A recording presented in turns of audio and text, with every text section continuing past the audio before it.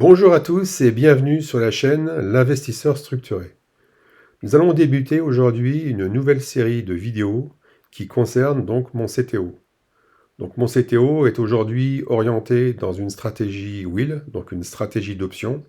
Le but est de construire et de faire grossir une ligne sur une action de qualité, l'action Nvidia.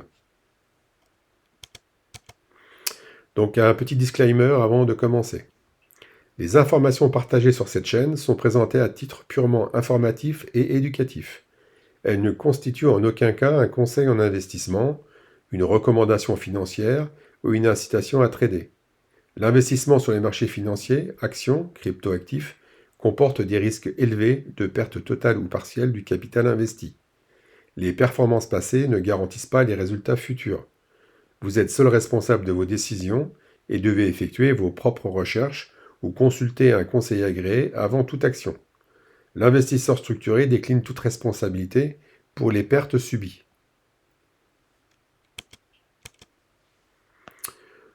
Donc Nvidia, bon, tout le monde connaît, c'est une entreprise technologique multinationale américaine, leader donc mondial dans le domaine de l'informatique visuelle et accélérée. Donc elle a été fondée en 1993. Elle était initialement connue pour l'invention du processeur graphique GPU, donc en 99. Donc une technologie qui a révolutionné le marché du jeu vidéo et de la visualisation professionnelle. Donc aujourd'hui, l'activité de Nvidia, elle s'étend bien au-delà. Ces puces et ces plateformes logicielles sont devenues les infrastructures incontournables pour l'intelligence artificielle générative, les data centers de haute performance, la simulation et les véhicules autonomes. Donc l'entreprise fournit la puissance de calcul nécessaire au plus grand nom de la technologie pour développer l'IA de demain.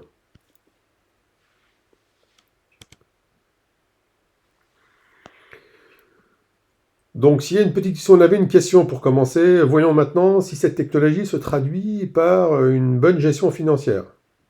Donc la réponse serait bien oui, oui, et de manière même spectaculaire. Les retours sur capitaux de Nvidia, comme le ROIC ou le ROCE, sont parmi les plus élevés du marché. Donc avec un ROIC moyen de 34% sur 10 ans, cela signifie que pour chaque dollar que l'entreprise investit, elle génère 34 centimes de profit net. Donc c'est la marque d'un MOIC, un avantage concurrentiel extrêmement solide.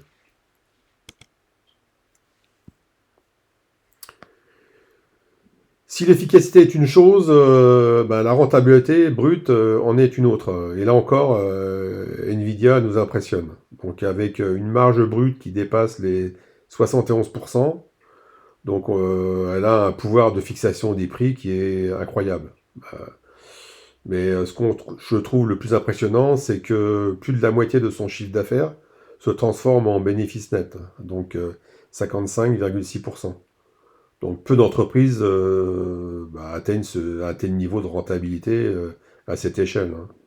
Ça signifie que l'argent rentre et une grosse partie, même une énorme partie, ça reste dans les caisses de Nvidia.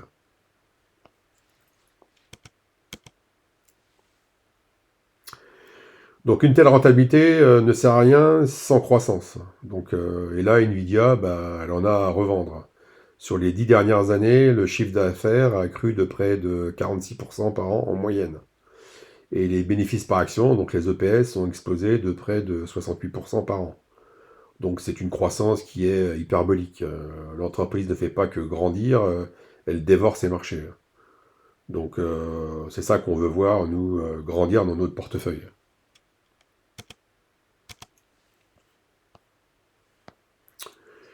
Donc les bénéfices sont importants, mais le cash flow, là, Nvidia est le roi, hein. Le free cash flow, c'est l'argent réel qui reste à l'entreprise après avoir payé toutes ses dépenses et ses investissements, donc les CAPEX. Et Nvidia, bon, dans ce domaine, est une véritable centrale à liquidité, hein. Son free cash flow croît à un rythme de 56,6% par an sur 10 ans. Donc c'est ce cash, hein, qui lui permet d'autofinancer sa recherche et développement, ses nouvelles acquisitions, et donc de maintenir son avantage technologique sans dater.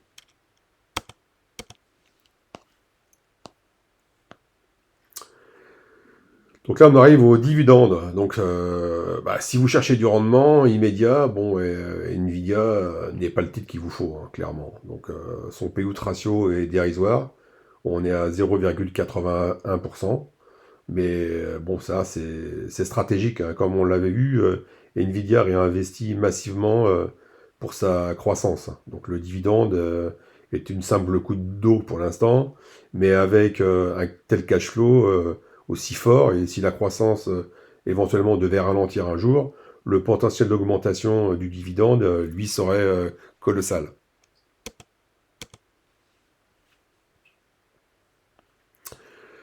Donc pour investir à long terme, la santé financière, c'est crucial.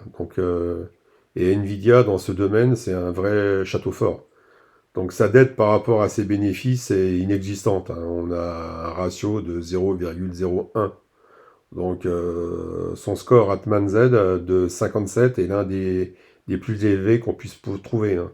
Donc ça indique qu'il y a un risque de faillite qui est quasi nul. Donc l'entreprise est tellement solide qu'elle pourrait survivre à des années de turbulence sans aucun problème. Donc c'est une sécurité indispensable dans notre stratégie.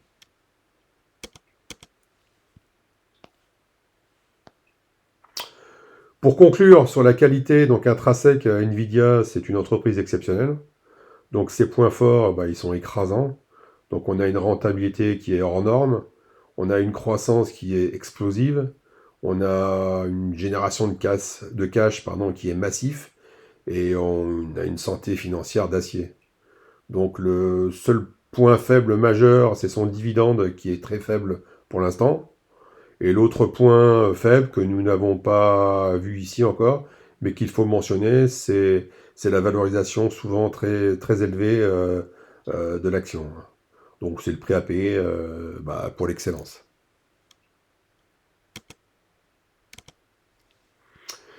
Donc maintenant, je vais vous expliquer un petit peu comment je génère et je fais grossir ma ligne Nvidia grâce à une stratégie d'option.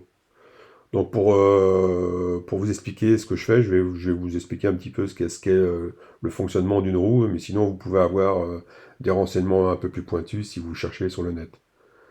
Donc globalement, vous imaginez un cycle sans fin.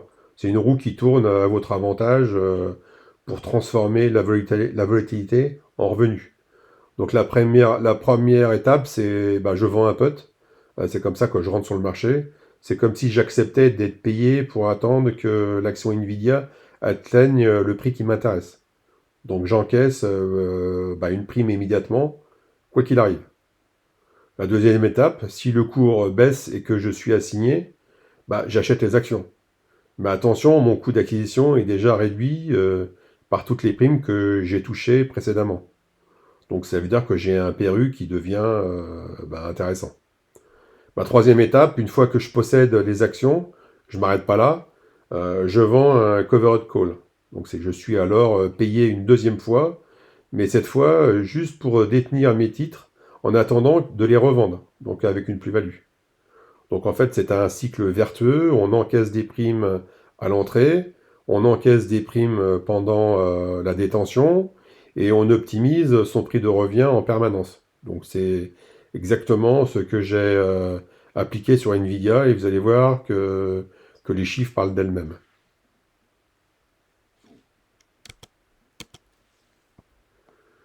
Donc j'ai commencé cette stratégie au mois de janvier. J'ai commencé le 12 janvier. Donc le 12 janvier, j'ai vendu un put à 175 $. Donc l'action à l'époque, elle était aux alentours des 185. Donc avec une date d'expiration au 13 février. Donc pour ça, j'avais touché une prime nette de 389,95 $. D'accord? Le 12 février, donc j'ai racheté mon put de 175 $. Je l'ai racheté pour une prime brute qui était dérisoire pour 7 $. Donc, ça a fermé, ça a clôturé, je dirais, j'ai racheté mon put. Et quand vous rachetez un put, vous revendez un put dans la foulée. Donc j'ai revendu à ce moment-là un put à 180 $, donc le même jour, avec une date d'expiration au 8 mars 2026. Donc, et pour ça, j'ai encaissé donc une prime de 438,95 $. D'accord? Le 2 mars, j'ai racheté ce fameux put. Je l'ai racheté donc pour 416 $. Et j'ai revendu dans la foulée un put, donc à 180 $ que j'ai vendu et que j'ai encaissé donc une prime de 940,95 $. Donc en fait, mon rachat, entre mon rachat et ma vente, j'avais toujours en fait une prime positive. Le 30 mars, pardon, j'ai fait mon premier achat d'actions. Donc j'ai acheté 10 actions Nvidia à un prix de 168 $. Donc avec les frais, je me suis retrouvé avec un PRU donc, qui était pour moi relativement intéressant. Le 2 avril, donc début de semaine, donc j'ai racheté pardon un put, donc à 180 $. Donc pour ça, j'ai touché une nouvelle prime de 351 $. Donc du coup, bah, comme j'avais racheté ce put, j'ai revendu un put, hein, toujours à 180 $, et là j'ai encaissé une prime de 1015 $. Ce qui fait que, et du coup, avec les primes, ce que j'ai fait, c'est que j'ai racheté 3 actions Nvidia à 176,44 $. D'accord? Donc aujourd'hui, en résumé, j'ai depuis le mois de janvier, en vendant des puts, ou en rachetant mes positions et en revendant, sans, je dirais, être assigné, c'est-à-dire que je n'ai pas décaissé d'argent, j'ai eu juste de l'argent qui a été bloqué par le courtier. J'ai encaissé donc 2007 euros, enfin 2007 $, 2007 65, d'accord? Et derrière, bah, j'ai racheté 13 actions, donc 13 actions qui m'ont donc coûté 2007 65, ce qui fait qu'aujourd'hui j'ai 13 actions qui m'ont coûté 211,12 $. C'est là que je me retrouve avec un prix de revient réel sur mon PRU de 16,24 $ l'action. Donc ça c'est possible dans le cadre d'une stratégie d'option sur CTO. Donc voilà, ma vidéo est terminée. J'espère que ça vous a plu. N'hésitez pas à liker, à vous abonner, laisser des commentaires et je vous dis à bientôt dans la prochaine vidéo. Merci, au revoir.